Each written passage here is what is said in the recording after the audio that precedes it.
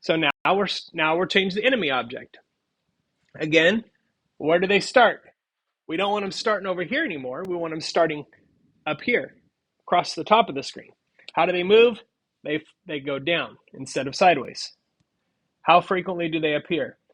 Do they appear or do they appear? How frequently do they appear? Well, we can adjust that.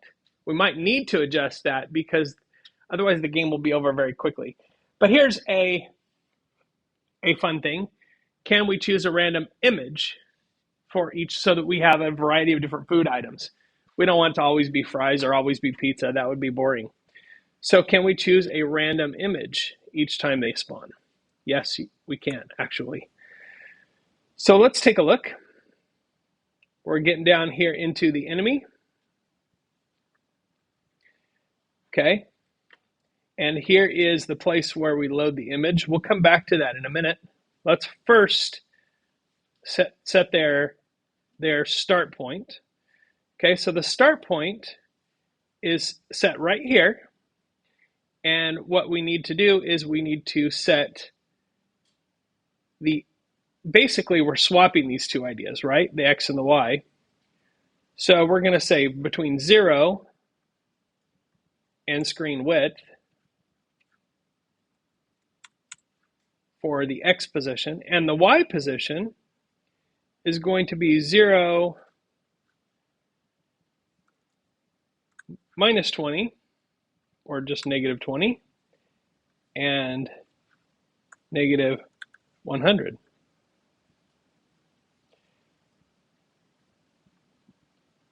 Okay, so I'm going to go small to large just to satisfy my brain here. Okay, so negative 100 and negative 20, that's going to put us above the height of the screen.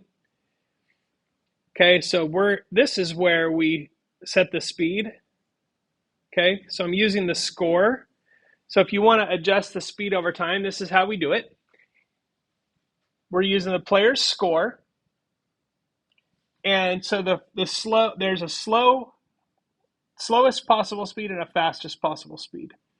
They start out at 3 and 7. As the score increases, each of these increases at a different rate. Okay, so the slowest increases by 1 every time the score goes up by 15. The high end increases every time the score goes up by 10. So we can still use those, but we got to switch the vertical with the horizontal movement. So that's where we set the speed. The update is where the movement happens. Okay, we're not going from right to left. We're going from top to bottom, which means not only is this not a negative, but it's also on the other axis. So I'm going to get rid of that and put it over here. So now they're moving from top to bottom. And what I need to do so that we don't get a memory leak is I need to set so when the top is greater than screen height, I told you those constants would come in really handy. Then we kill that and the score equals 1. We're going to have to change that later because we don't get points when they hit the bottom. We lose when they hit the bottom. So this is the game ending condition right here. When they hit the bottom, then we end the game. We're not there yet. Okay. So let's test this and see where we're at so far. Okay.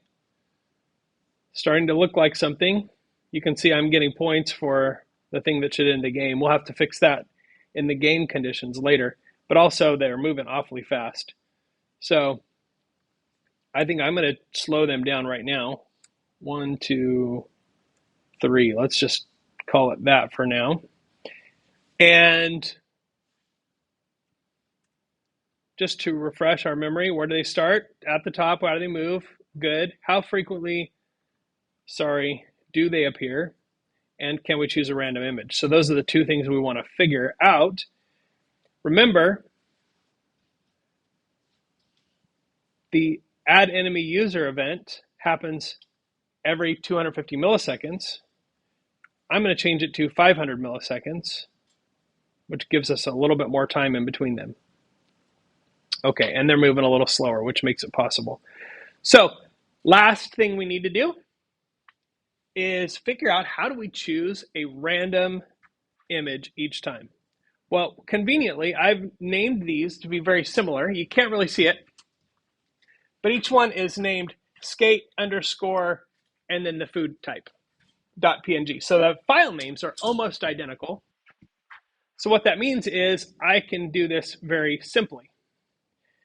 So I'm going to create an array called foods, and I'm going to put the strings in there for burger, drink, fries, and pizza. Okay, so there's my array. And now what I can do is I can actually throw an F string right there, and I can say